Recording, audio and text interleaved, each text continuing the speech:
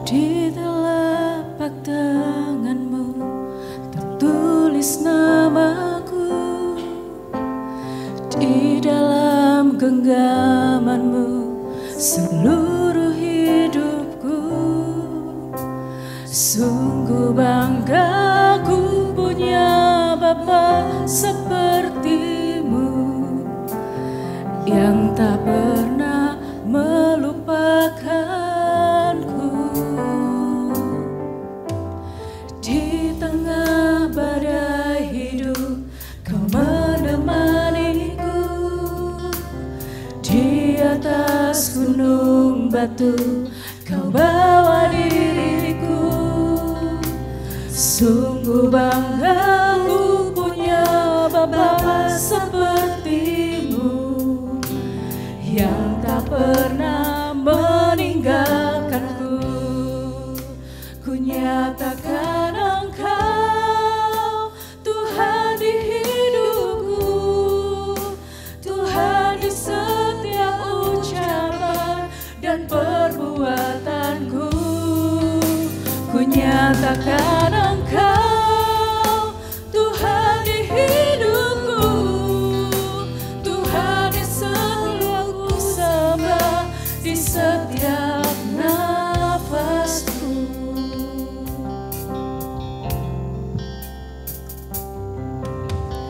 Di telapak tanganmu tertulis namaku, di dalam genggamanmu seluruh hidupku.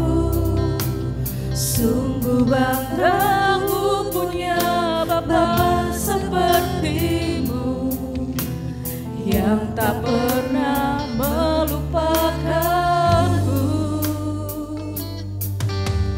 Di tengah badai hidup kau menemaniku, di atas gunung batu kau bawa diriku.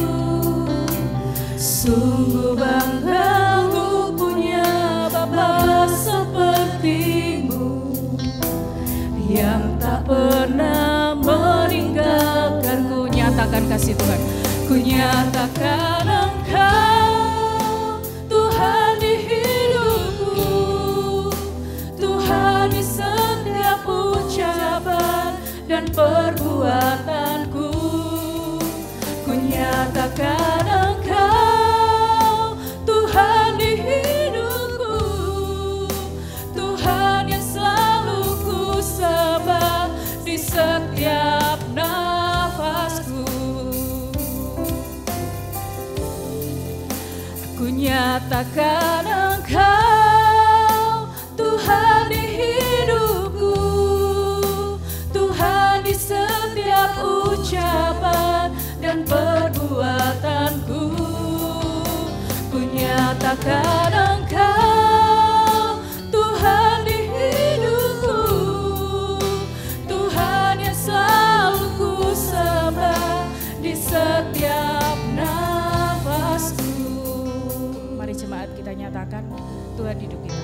Ku nyatakan Engkau Tuhan di hidupku, Tuhan di setiap ucapan dan perbuatanku.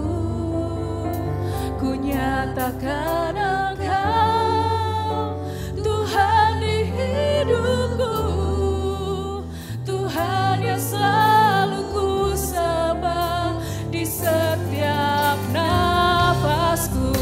Ku nyatakan Engkau Tuhan di hidupku, Tuhan di setiap ucapan dan perbuatanku. Ku nyatakan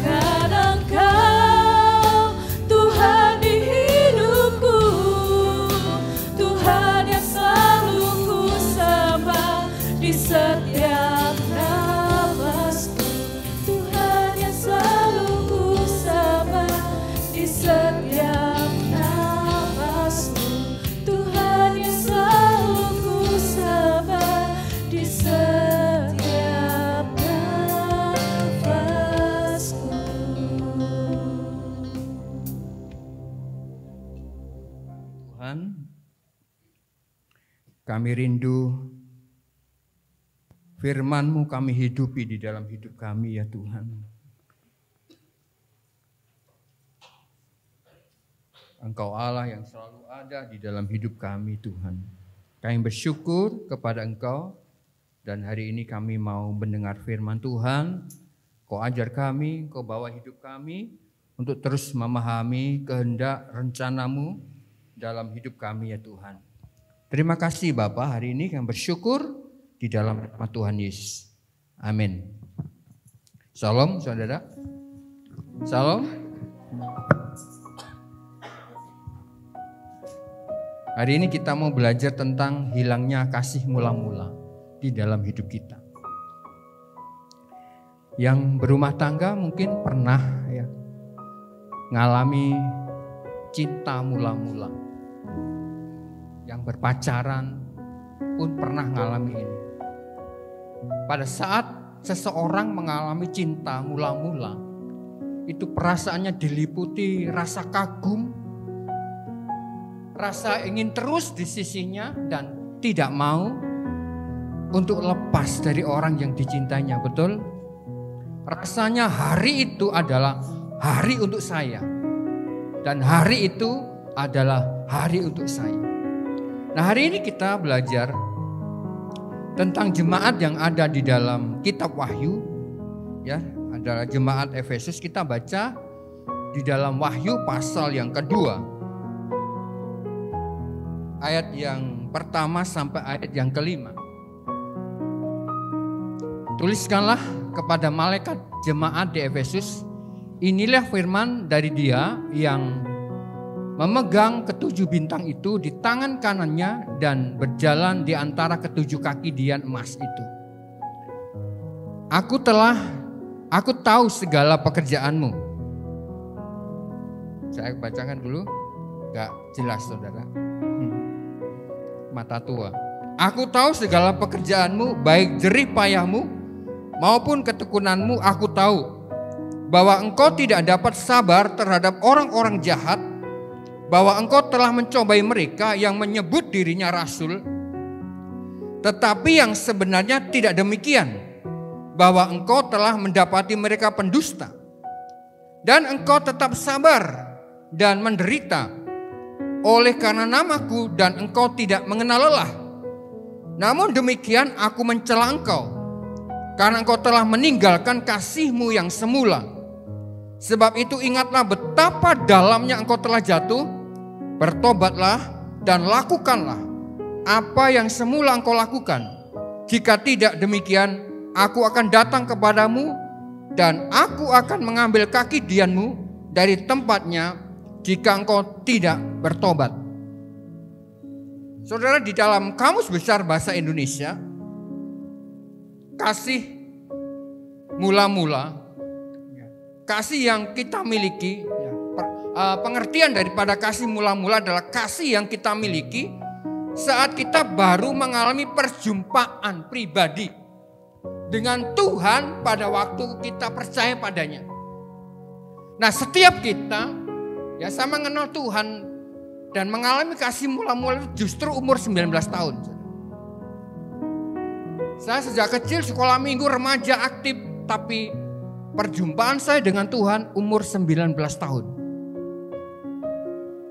Dan saya mengalami itu. Kasih yang mula-mula daripada Tuhan itu saya alami betul. Dan kasih kali pertama di mana kita merasa jatuh cinta kepada pribadi dan kebenaran firman-Nya. Hari itu gak ada rasanya saudara. Semuanya serba luar biasa. Tidak ada kesal, capek gak ada saudara.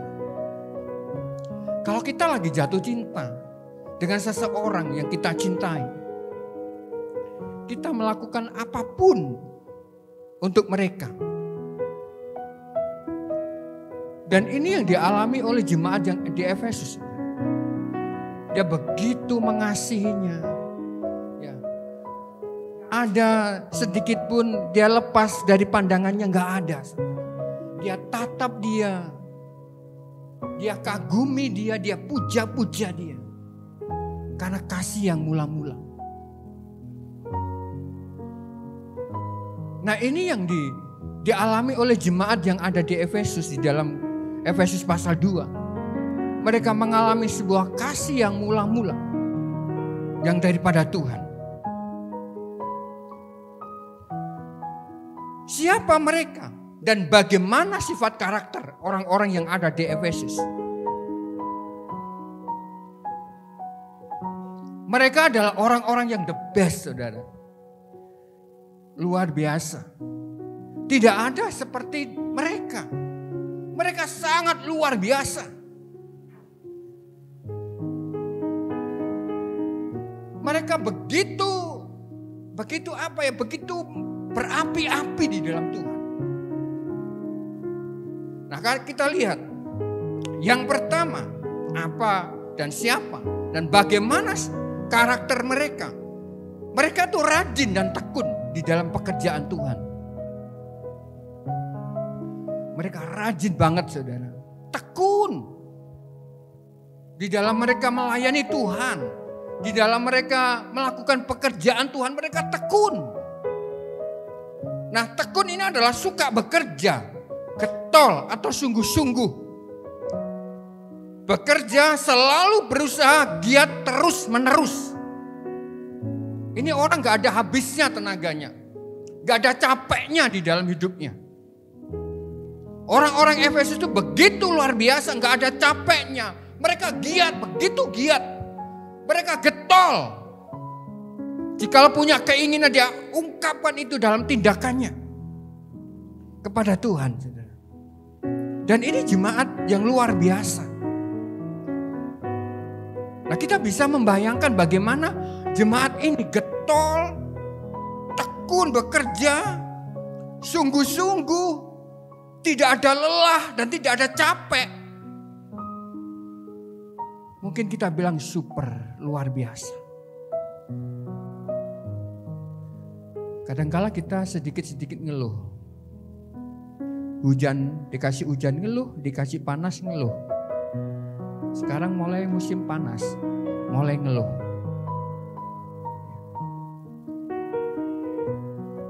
Walaupun masih tetap hujan, tapi panas kan beberapa hari ini.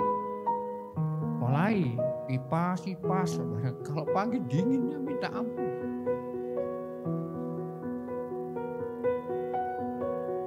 Ini jemaat yang ada di Efesus, begitu luar biasa. Tidak ada capeknya. Giat bekerja di dalam ladang Tuhan. Dalam kehidupan kita harus juga memiliki semangat yang seperti itu. Giat, getol. Saya tadi berpikir gini, saya teringat apa yang Ibu Hana, kamu sampaikan aja apa yang kau dapat. Tadi saya doa, saudara. Tuhan bilang gini, ini jemaat ini, generasi ini kalau mati gak ada generasi lain. Kalau yang tua-tua ini dipanggil Tuhan, habis ini kalau kita gak nginjil.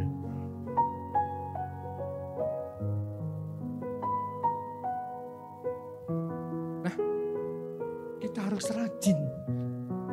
Kita harus getol di dalam pekerjaan Tuhan. Mungkin kita lelah, capek. Tapi lokasi mula-mula itu ada di dalam diri kita. Kita tidak kenal lelah. Saya alami itu, saudara. Sewaktu saya kenal Tuhan pertama kali, saudara. Walaupun saya sudah melayani sekolah minggu, remaja sudah melayani. Tapi kenal Tuhan dan melayani Tuhan untuk umur 19 tahun, saya tahu waktu itu tidak ada lelahnya. Dan saya bekerja waktu itu. Gak ada capeknya, saudara. Buka pukul 6, tutup kadangkala pukul 8 malam. Gak ada capeknya. Karena apa? Saya ngerasakan kasih itu di dalam hati saya.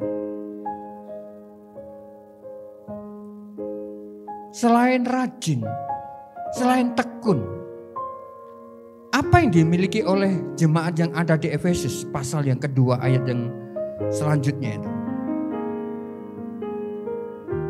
Aku tahu segala pekerjaanmu, baik jerih payahmu maupun ketekunanmu. Aku tahu. bahwa engkau tidak sabar terhadap orang-orang jahat. Kritis. Dan berkata tidak kepada orang jahat. Jemaat ini kritis. Saking kritisnya sampai cari-cari kesalahan orang. Saking kritisnya perfect ini saudara. Ini memang benar-benar kritis. Dalam arti apa? Tidak lekas percaya. Kritis dan berkata tidak kepada orang jahat. Tidak lekas percaya. Maksud sih firman kayak begini. Kalau ada orang yang berkhotbah mungkin ya, oh masa begini sih? Mereka kritis. Nah, salahnya kalau orang-orang kritis, orang-orang perfect, biasanya ini bahaya kalau nggak dewasa.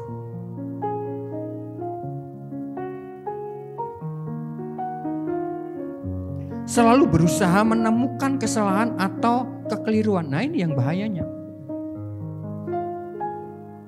Betul saudara, kita harus menasihati, harus kritis, harus meluruskan. Tetapi dalam kasih ilahi. Tidak menyerang pribadinya.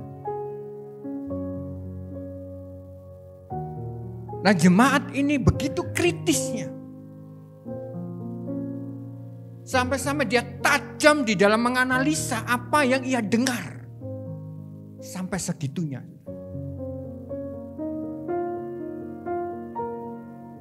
Kadang-kala kita, ditelan aja. Ya firman Tuhan, gak apa-apa, pokoknya nang gereja tiap hari. Yang penting ngurungokno. Enggak gitu saudara.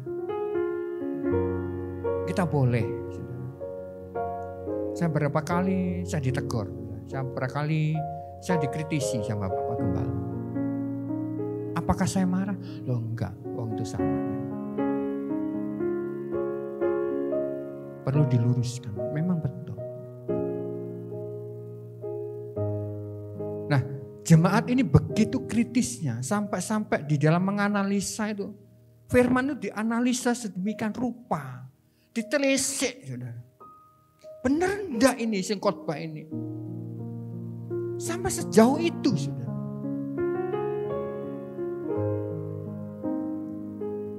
Semangat mereka tuh sampai sejauh itu. Selain kritis, jemaat Tuhan ini juga selektif dalam menerima pengajaran. Tidak sembarangan saudara. Tidak sembarangan menerima pelajaran dari kebenaran firman. Betul-betul diseleksi. Sekarang ini banyak kan aliran. Sudah berapa ribu sudah aliran. Berapa ratus gereja yang ada di Indonesia. Doktrinnya macam-macam. Kalau kita tidak hati-hati. Kalau kita nggak berpaut dalam kebenaran firman. Berpaut aja kita bisa jatuh Mas Ian. Nah, kita harus selektif di dalam menerima pengajaran firman Tuhan. Bukan ditelan mentah-mentah. Ditelan mentah-mentah. Dulu yang masalah perpuluhan tuh kisruh kan. Ditelan mentah-mentah.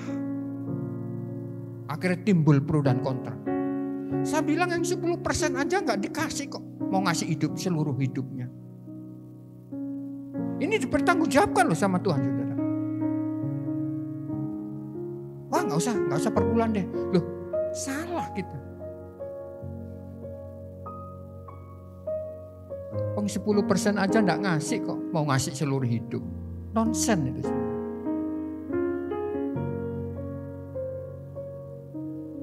Jadi mereka selektif di dalam menerima pengajaran. Betul-betul diseleksi. Di dalam mereka menerima pelajaran dan membongkar setiap nabi-nabi palsu. Ini kan mereka punya karunia, saudara. Membedakan roh. Jadi jemaat di Efesus ini luar biasa. Karunia-karunia terjadi di dalam hidup mereka. Karena mereka memiliki kasih yang mula-mula, cinta yang mula-mula. Jangan harap kita memiliki karunia-karunia di dalam hidup kita. Kalau kita mungkin dalam keadaan yang melempem, mungkin kita suam-suam, kita nggak dapat. Saudara. Pada jemaat yang begitu antusias kepada Tuhan, Tuhan kasih itu. Karunia itu bekerja di dalam hidup mereka. Mungkin Tuhan sudah karuniakan dalam hidup kita. Kita nggak mengerti. Karena apa mungkin? Kita mungkin lemas. Yang membahayakan, saudara. Membahayakan kegelapan adalah orang-orang yang seperti ini. Kalau kita sebagai gereja Tuhan biasa-biasa saja. Setan bilang gini, nggak perlu itu. Nantilah mati-mati sendiri. Kalau jemaat yang berapi-api, ini setan bilang ini yang bahaya ini. Perlu dihancurin ini. Kalau jemaat yang lemas mungkin tidak punya gairah, setan bilang gini, biar nois, nantilah mati-mati dewek. Ini sudah. Jadi jemaat ini begitu luar biasa antusiasnya. Mereka menerima pengajaran tidak sembarangan menerima. Mereka selektif, betul-betul selektif. Bener enggak ini? Makanya saya rindu ada PA gitu. Supaya kita ini diajar. Ngerti firman Tuhan, PA. Oh nambah pekerjaannya Windu itu. Bukan saudara. Kalau kita ingin dewasa, kita perlu diajar. Supaya kita nggak terombang-ambing dengan pengajaran-pengajaran saat-saat ini. Yang berikutnya, jemaat Efesus ini sabar dan rela menderita demi nama Yesus. Sabar, saudara. Tahan menghadapi cobaan, tidak lekas putus asa, tabah menanggung sesuatu yang tidak menyenangkan. Itu artinya sabar. Pada waktu pengajaran itu disampaikan, pada waktu rasul-rasul itu menyampaikan, waktu rasul-rasul palsu ini menyampaikan, mereka sabar. Awas ya, tapi mereka sabar. Pada waktu mereka mengalami tekanan-tekanan di dalam hidupnya, melalui pengajaran-pengajaran palsu, mereka tahan dulu. Mereka sabar.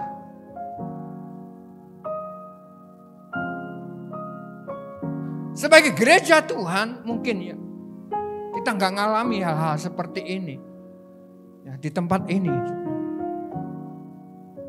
Kita masih bebas, nyengkewing Alkitab bebas. Saudara. Bahkan saking bebasnya kadangkala Alkitab dikempit ya kelek. Kita jalan nyantai. Kadangkala saking bebas. Tapi kadangkala banyak orang-orang yang tidak menghargai. Menghargai Tuhan. Memang Tuhan tidak marah kita cengkewing di sini nggak apa-apa. Ya. Tapi apakah kita menghargai Tuhan di dalam hidup ini? Jadi orang-orang Efesus sabar, benar-benar sabar di dalam menghadapi pengajaran-pengajaran sesat. Di dalam menghadapi tekanan-tekanan di dalam kekristenan, mereka sabar. Mereka tidak lekas marah-marah. Mereka tidak putus asa. Tapi mereka tetap tenang, tetap tabah di dalam menanggung segala sesuatu yang tidak menyenangkan. Jadi luar biasa. Mereka luar biasa. Tidak gampang emosi. Yang berikutnya tidak mengenal lelah. Selalu bersemangat dan tidak pernah mengeluh. Ya, sebelum saya mengikuti seminar Hagai, saudara. Ini sedikit saya cerita. Terus terang, kadang-kala saya ini melakukan segala aktivitas kadang ngeluh. Aku lagi. Kok aku sih? Walah, ya gitu, saudara. Ngeluh. Tapi pada waktu saya mengikuti seminar Hagai, semuanya nggak ada apa-apanya. Saya belum melakukan apa-apa di hadapan Tuhan. Loh, kamu kan sudah lama melayani Tuhan. Ya, betul. Tapi kadangkala ini loh yang muncul. Aku.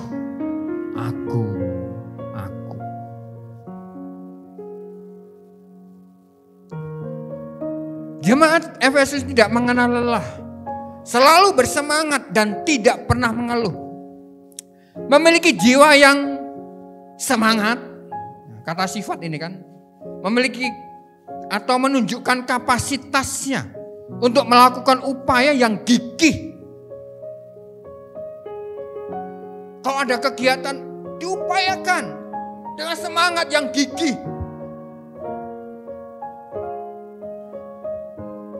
Diupayakan dengan semangat yang gigih. Bertanggung jawab. Ini saudara. Bertanggung jawab di dalam melayani. Melayani Tuhan itu kan nggak terbatas toh. Tidak di dalam gereja aja. Kita sebagai mungkin ya maaf kata ini semua kan macam-macam kan punya apa basic sendiri-sendiri. Ada yang ini itu. Nah, pada waktu kita melayani orang-orang yang kita layani, kita sebenarnya melayani Tuhan kalau kita lakukan dengan penuh kasih sayang. Coba maaf ya Bu Dokter, coba kalau kita nyuntik terus emosi, salah nyuntik apa enggak kejet-kejet. Saking emosinya, marahnya dibawa ke pekerjaan, langsung disuntik, aduh salah suntik, koit, di mana? Jadi kita melakukannya dengan kasih, dengan penuh rasa sayang.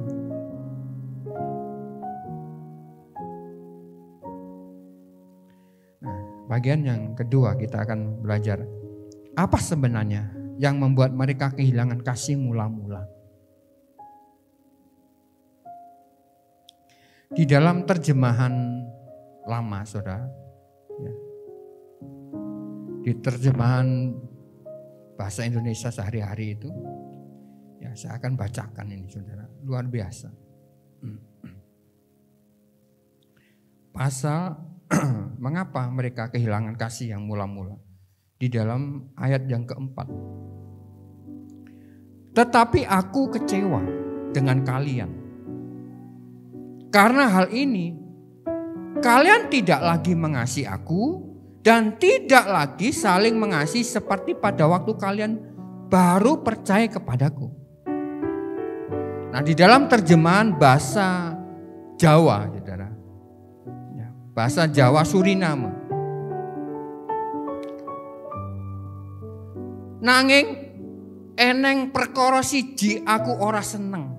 Ya kuwi kowe wis ora tresno marang aku. Maneh marang aku kaya dhisik-dhisike.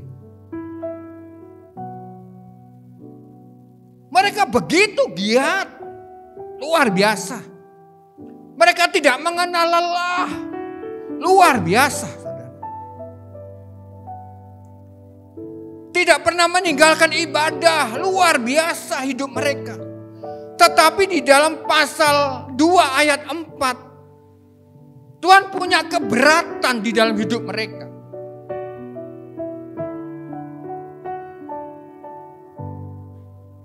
Kenapa?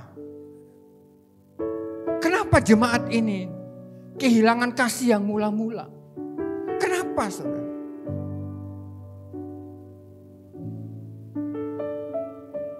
Di dalam terjemahan bahasa Indonesia TSI, saudara, mereka sudah tidak lagi mengasihi aku. Loh, kok bisa? Mereka kan giat, Tuhan. Mereka kan begini begitu bisa. Kita bisa giat melayani Tuhan tanpa mengasihi Tuhan. Kita mungkin bisa giat berdoa tanpa mengasihi Tuhan pun bisa. Saya bisa memberi, bisa. Tanpa mengasihi Tuhan pun bisa.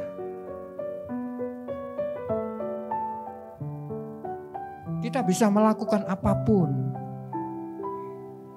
tanpa kasih. Bisa, saudara.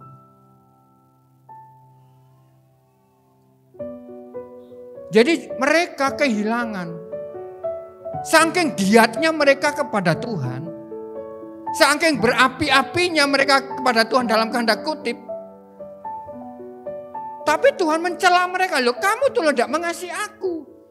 Kamu mengasihi pekerjaan-pekerjaan ini, tapi kamu tidak mengasihi aku. Kamu kehilangan kasihmu itu yang mula-mula itu.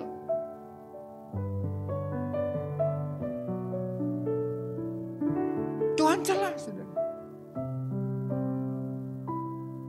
Kita bisa melakukan ini, itu dengan luar biasa. Tanpa kita memiliki hubungan dengan Tuhan yang akrab, bisa.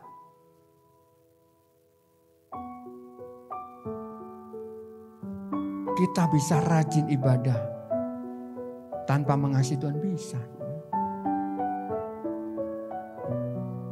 Dan ini yang terjadi. Mereka tidak lagi mengasihi aku dan tidak lagi saling mengasihi seperti pada waktu mula-mula kasihnya. Jadi yang pertama, kasih kepada Tuhan itu gak ada. Yang kedua, kasih kepada sesama. Mulai jaga gap. Lulan bukan level gua, jaga gap. Membentuk area pertahanan-pertahanan. Area pertahanan ini adalah bisa harta, bisa kekayaan, bisa gelar, bisa apapun. Kalau aku udah kumpul orang seperti ini, aku udah mau. Ya, ini dibentengi. Sehingga Tuhan menegurnya. Karena apa? Karena mereka tidak mengasihi. Tuhan memanggil kita bukan, supaya kamu kaya raya, bukan. Supaya hidup kita ini berdampak. Tuhan memanggil kita bukan supaya kita kaya raya, bukan hanya itu saja. Tapi hidup kita ini berdampak, mengasihi.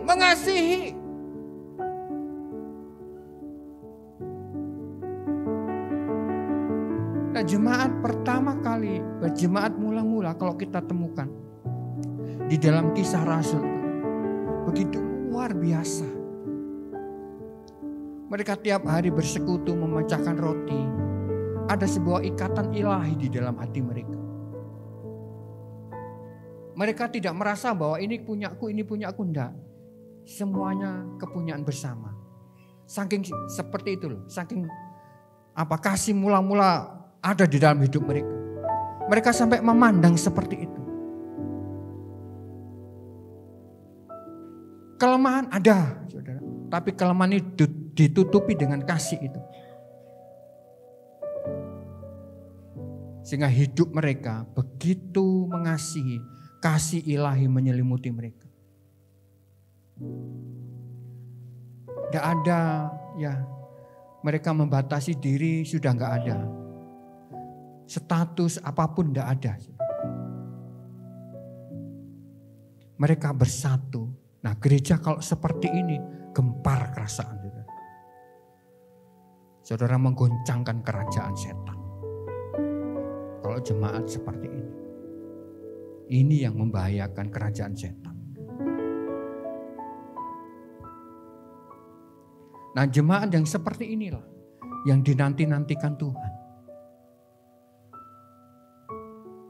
Kita bisa aja, saudara, melakukan ini dan itu.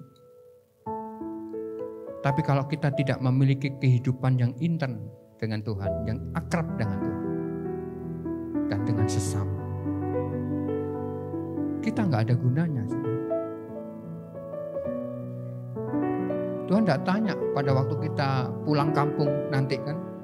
Ya, kita kan tidak tahu nanti kapan pulang kampung kan. Kalau kita sudah dipanggil Tuhan dan pulang kampung, Tuhan tanya, berapa jiwa yang kau bawa? Tuhan tidak tanya kekayaan kita. Tuhan tidak tanya kamu bos apa. Tetapi Tuhan tanya berapa jiwa yang kau bawa.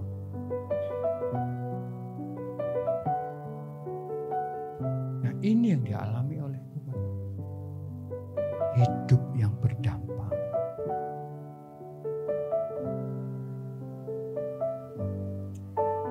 Yang berikutnya, kenapa mereka kehilangan kasih melampaui? Hilangnya rasa membutuhkan Tuhan di dalam hidup. Kenapa saudara? Ini, merasa mampu. Di dalam Wahyu pasal 3 ayat 17 itu. 17. Karena mereka merasa kaya, aku kaya. Aku tidak butuh kamu. Aku kaya, aku tidak butuh Tuhan. Aku masih sehat. Tidak butuh Tuhan, tidak butuh ibadah, tidak butuh persekutuan. Aku masih mampu, masih kaya, banyak obat, mungkin seperti itu.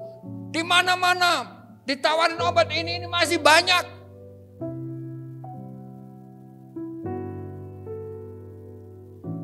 Ini saudara, yang membuat kasih kita kepada Tuhan itu mulai luntur.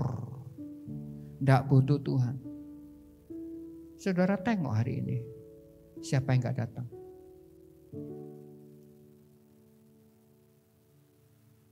Mungkin saudara kan punya mungkin, oh temanku ini kan arek battle ini, kok lama gak datang? Mungkin merasa gak butuh sama Tuhan. Karena apa? Ya kesibukan bisa. Sibuk akhirnya gak butuh Tuhan. Nah di dalam kitab Wahyu pasal 3 ayat 17 itu kan karena mereka merasa kaya dirinya. Merasa gak butuh Tuhan, wong sudah kaya.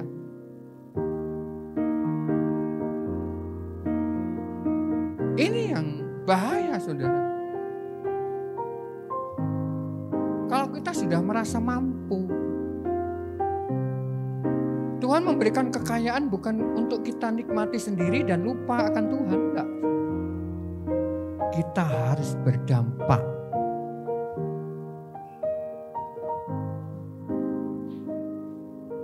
Merasa mampu, merasa tidak kekurangan apa-apa. Karena merasa nyaman dan aman-aman saja.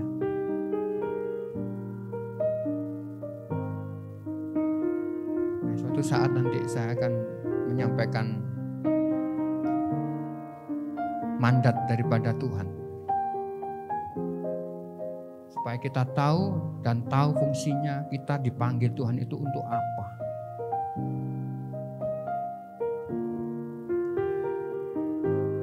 Yang berikutnya, hilangnya hasrat pada Tuhan. Kalau orang kehilangan hasrat, sudah repot. Hasrat untuk makan, hasrat untuk ini itu. Repot saudara. Nah orang-orang ini hasrat, kehilangan hasrat kepada Tuhan. Mengisolasi diri artinya tidak lagi mengaktifkan diri membagi firman kepada orang lain. Asik dengan dirinya. Wah saya sudah diselamatkan, tidak perlu orang lain selamat. Salah itu saudara. Matius 28 itu sangat jelas. Pergi. Jadikan semua bangsa muridku. Ini tidak berlaku untuk pendeta-pendeta, bukan. Ini untuk kita, orang-orang yang telah ditebus. Kita sudah tahu keselamatan itu di dalam Dia. Jangan dinikmati sendiri. Saudara. Nah, orang-orang yang tidak membagikan Injil itu, mereka akan kehilangan kasih. Nyantai sudah nyaman. Akhirnya apa? Biasa. Jarang berkomunikasi dengan Tuhan. Sudah kehilangan persekutuan dengan Tuhan. Ya saya nggak tahu kesibukan saudara. Sampai menyita Tuhan saya nggak tahu. Menyita waktunya Tuhan. Saudara saya nggak menyalahkan saudara punya bisnis nggak. Silakan. Tapi ini Tuhan jangan dilupakan. Dan tugas saudara jangan dilupakan. Tugas kita bukan kita punya ini. Oh oke kalau itu. Tapi tugas kita sebenarnya adalah menyampaikan firman kepada orang lain. Mungkin keluarga kita yang belum kenal Tuhan. Kita wajib menyampaikan. Karena keselamatan itu hak mereka.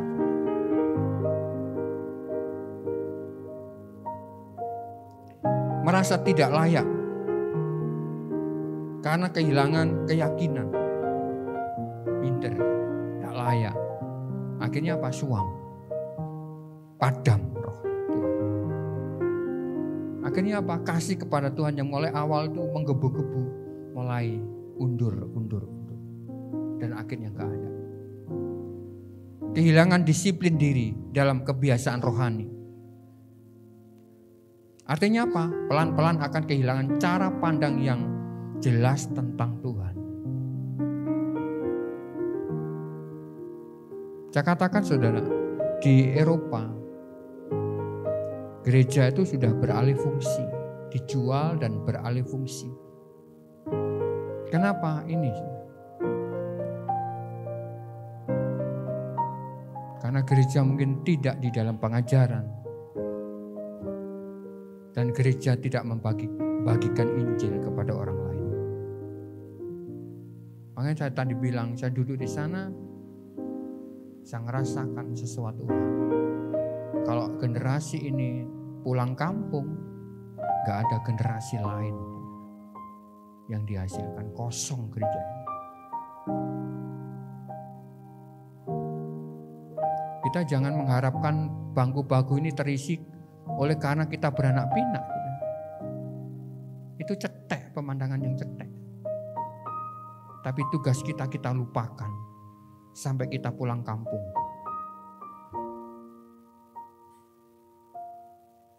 Mengalami kekeringan rohani. Kita kehilangan hasrat mengejar visi Tuhan. Kalau seseorang itu sudah kehilangan hasrat sama Tuhan, itu bahaya sekali. Akhirnya apa? Menjadi mati rasa terhadap kehadiran Tuhan. Sesuatu yang rohani itu dianggap lelucon. Khotbah dianggap lelucon. Firman dianggap lelucon. Kenapa? Karena sudah mati rasa. Nah, ini yang sangat bahaya. Makanya kita jangan sampai kehilangan kasih kita kepada Tuhan. Ingat saudara, berapa tahun? Tahun berapa kita ngalami kasih itu? Saudara bisa ngalami sendiri, bisa apa? Bisa oh saya tahun ini ngalami. Wah, waktu saya ngalami jatuh cinta itu, wah, perasaannya kan beda. Tapi coba sekarang, apakah semangat kita sama dengan dulu pada waktu kita ngalami cinta mula-mula? Ini saudara. Rasa kecewa, kepahitan. Jadi rasa kecewa, kepahitan, apa yang terjadi, apa yang diterima, tidak sesuai dengan apa yang diharapkan. Pada waktu dua orang Emmaus jalannya orang. Dia berjalan mengenai Yesus, ya cerita. Kenapa Yesus ini kok mati gini-gini, kok gak sesuai dengan apa yang kita harapkan. Padahal aku ini kepingin seperti itu. Pada waktu Yesus nongol, ya, ngejak ngomong mereka gak ngerti. Oh, mereka berapi-api, tapi mereka merasa kecewa. Karena mereka harapan dia tidak sesuai dengan apa yang dia terima. Nah, kita bisa merasa kecewa. Nah, kita bisa kehilangan kasih itu kalau kita kecewa dengan orang-orang yang ada sekitar kita. Kita kecewa, kita kepahitan dengan orang-orang mungkin jemaat. Kita bisa hilang kasih kita kepada Tuhan. Kita gak semangat lagi. Ya, kita harus jaga. Saudara. Makanya di dalam kitab Amsal, jagalah hatimu dengan segala kewaspadaan. Karena dari dalam situlah terpancar kehidupan. Kita harus jaga.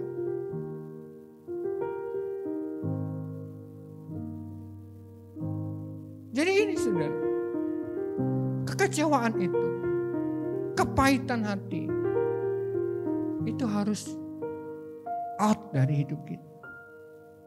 Sudah tidak musimnya saudara, panas hati itu sudah ada musimnya. Sudah tidak musim itu, anak Tuhan itu pahit hati, kecewa itu tidak musim. Itu adalah orang-orang dahulu sebelum kita percaya. Nah itu masih nongol. merasa nyaman, mapan, hidup ini sudah puas, akhirnya males, ya kan? Oh, apalagi kalau hujan-hujan begini. Bangun pagi rasanya males pol. Saya kalau Sabtu malam Minggu itu kan libur sekolah itu, saya lihat anak-anak itu. Wah, ditowok-towok nenek turu, saudara. Bangunnya apa? Sak karepe. Tapi nek hari-hari nggak bisa, saudara. Keburu. Wong tuane ya anake keburu balap-balapan. Saudara. Tapi nek sudah Sabtu malam Minggu nyaman. Nah, hidup yang nyaman, hidupnya mapan, puas diri, ini bahaya juga. Kita kehilangan gairah kepada Tuhan. Rutinitas. Rutinitas ini juga akan bisa menghilangkan kasih kita kepada Tuhan. Kelelahan, capek, jenuh. Ini akan bisa mempengaruhi kasih kita kepada Tuhan. Tidak bersemangat, tidak bersemangat lagi, capek. Nah, hari ini saudara, kita akan belajar tentang apa yang Tuhan inginkan di dalam hidup kita. Nah, bagaimana caranya kita mengalami kasih mula-mula?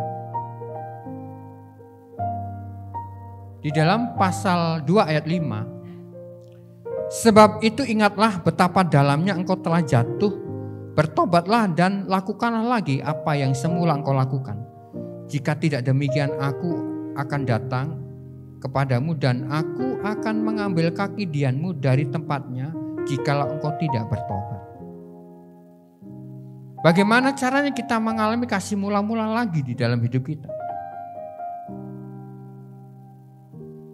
Bertobat. Kok aku gak seperti dulu lagi ya? Ya bertobat, saudara. Bertobat itu bukan masalah kelakuan, bukan. Bukan masalah perubahan kelakuan, bukan. Bertobat kembali kepada Tuhan.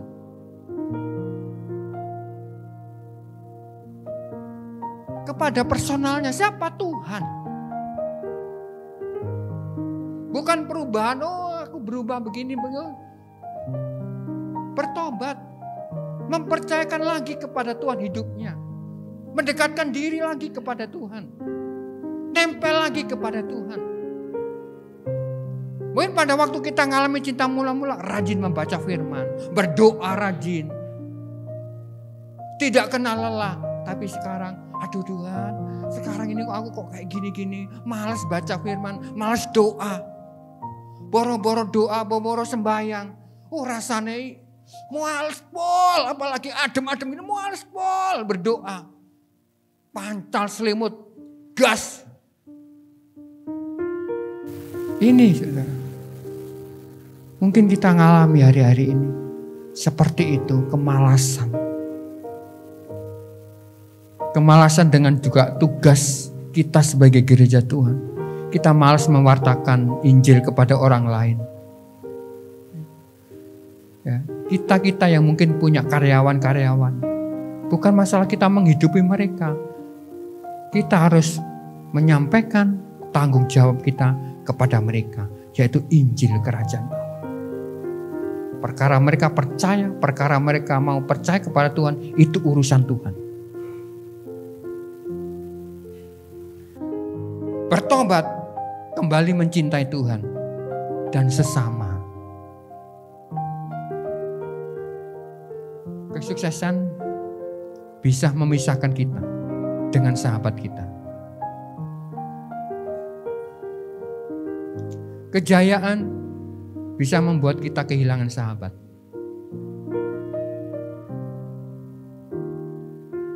Nah, karena itu hari ini mari kita kembali. Apa yang kita lakukan dulu pada waktu kita mengalami cinta mula-mula. Kita mungkin akrab dengan si A, si B, si C. Tapi pada waktu kita mulai jaya, mulai di atas, kita mulai lupa sahabat-sahabat kita. Kita mulai jaga jarak dengan mereka. Bahkan kita jaga jarak dengan Tuhan. Loh. Saya bilang, Tuhan itu bisa menghilangkan harta kita dalam 1 menit, bisa kok. Bisa, saudara. Dalam 1 menit hilang semua yang kita kerjakan selama bertahun-tahun, bisa dalam 1 menit. Kalau Tuhan mau. Makanya Tuhan ingin supaya hidup kita ini berdampak bagi orang lain. Kembali kepada kasih mula-mula. Jangan tinggalkan, jangan biarkan hidup kita kehilangan gairah kepada Tuhan. Kembalilah kepada kasih mula-mula. Mulai baca firman, mulai berdoa, mulai menyelidiki firman Tuhan. Mulai mengasihi sesama, mulai mengasihi Tuhan. Saya percaya pada waktu hal itu terjadi di dalam kehidupan kita, saudara akan menggoncangkan kerajaan. Orang-orang seperti inilah yang akan menggoncangkan kerajaan saya. Karena itu hari ini, mari kita melakukan apa yang semula sudah kita lakukan. Pada waktu kita menerima kasih Tuhan, pada waktu kita percaya kepada Tuhan, lakukan seperti yang sudah engkau lakukan. Apa itu? Mengasihi sesama, mengasihi Tuhan. Hiduplah berdampak bagi orang lain. Kau boleh kaya, boleh. Tapi kekayaanmu itu untuk membawa mereka mengenal Tuhan. Amin. Tuhan mau, saudara, kita datang kepada Tuhan bukan hanya saat kita membutuhkan. Tuhan mau kita datang kepadanya karena kita mengasihinya, karena kita merindukannya.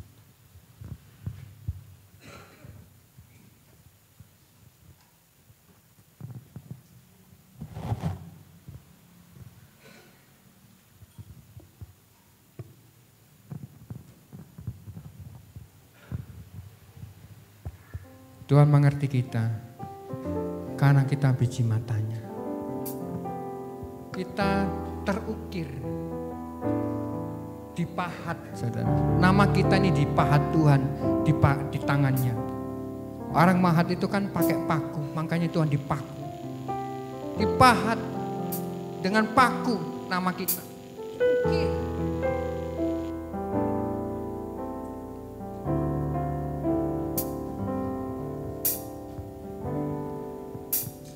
Di telapak tanganmu tertulis namaku, di dalam genggamanmu seluruh hidupku. Sungguh bangga aku punya Allah sepertimu, yang tak pernah melupakan. Di tengah badai hidup, kau menemaniku. Di atas gunung batu, kau bawa diriku. Sungguh bangga ku punya Bapa sepertimu, yang tak pernah meninggalkanku. Ku nyatakan Engkau Tuhan di hidupku, Tuhan di setiap ucapan dan perbuatanku. Ku nyatakan Engkau Tuhan di hidupku, Tuhan yang selalu ku sembah di setiap langkahku. Bapa, di telapak tanganmu tertulis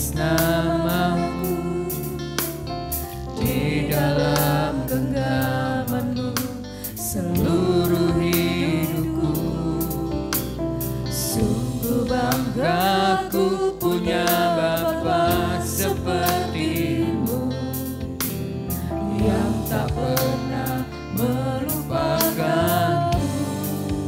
Di tengah badai Tuhan, Di tengah badai Kau ada di sana menopang kami, menemaniku. memegang tangan kami Tuhan. Di atas gunung batu Oh, Kau iya. bawa diriku. Sungguh bangga ku punya Bapa seperti-Mu, yang tak pernah meninggalkan. Ku nyatakan Engkau Tuhan, Nyatakan Engkau Tuhan di hidupku, Tuhan di setiap ucapan dan perbuatanku. Ku nyatakan Engkau Tuhan di hidupku, Tuhan yang selalu bersama di setiap nafasku.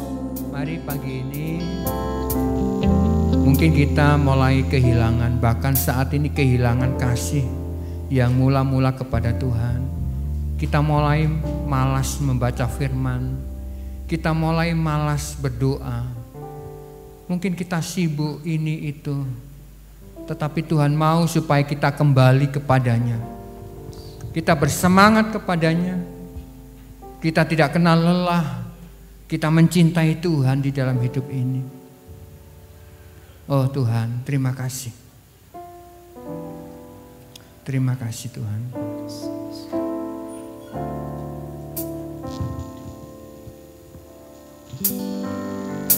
Tuhan ku nyatakan Engkau, ku Tuhan di nyatakan. hidupku, Oh Yesus, Tuhan di setiap ucapan dan perbuatanku. terima kasih.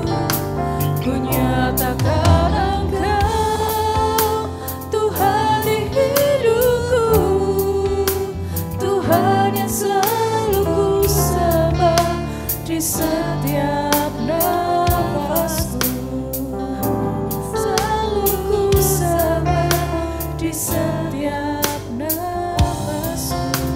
Tuhan yang selalu ku sembah di setiap nafasku. Kami persembahkan hidup kami sekali lagi di hadapan-Mu ya Tuhan.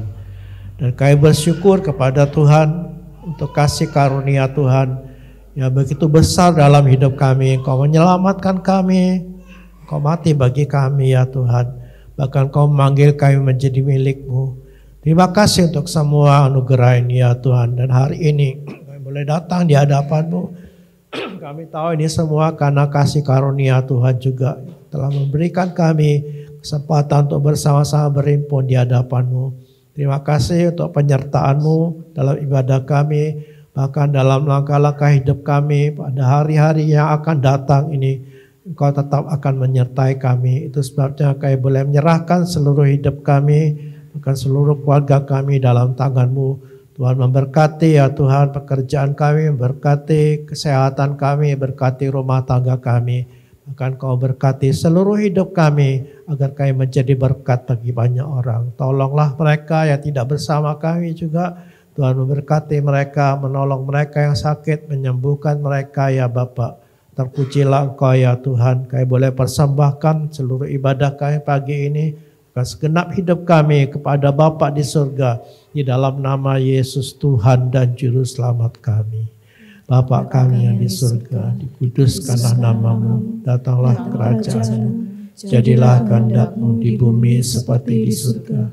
Berikanlah kami pada hari ini makan kami yang secukupnya, dan ampunilah kami akan kesalahan kami, seperti kami juga mengampuni orang yang bersalah kepada kami. Dan jangan bawa kami ke dalam pencobaan, tetapi lepaskanlah kami daripada yang jahat.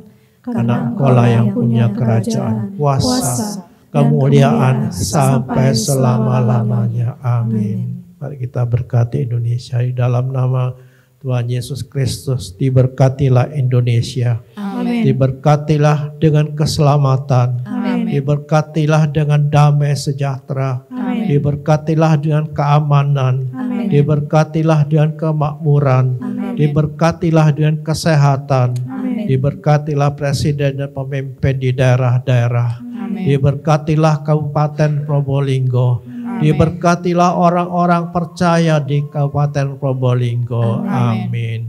Sekarang jemaat Tuhan yang dikasihi Tuhan, terimalah berkat dari Allah Bapa itu turun atas hidupmu, kekuatannya, penyertaannya, dan Yesus Kristus dengan damai sejahteranya memenuhi hati dan pikiran saudara, dan Roh Kudus memimpin saudara, mengurapi saudara, menjadikan engkau berkat bagi banyak orang. Di dalam nama Tuhan Yesus Kristus. Amin. Warta Jemaat. Mari seluruh jemaat bergabung dalam komunitas sel untuk bertumbuh bersama-sama, belajar dan saling berbagi. Untuk penempatan komsel dapat menghubungi Bapak Gembala. Selamat ulang tahun kepada jemaat yang berulang tahun dalam minggu ini. Kiranya Tuhan memberi kesehatan, kedewasaan rohani, berkat dan damai sejahtera. Ibadah wanita hari Rabu pukul 5 sore di gereja. Ibadah Jumat Agung, disertai dengan baptisan air akan dilaksanakan pada tanggal 29 Maret pukul 5 sore. Ibadah Minggu Paskah, tanggal 31 Maret dilaksanakan hanya 1 kali, yaitu pagi saja. Tuhan Yesus memberkati.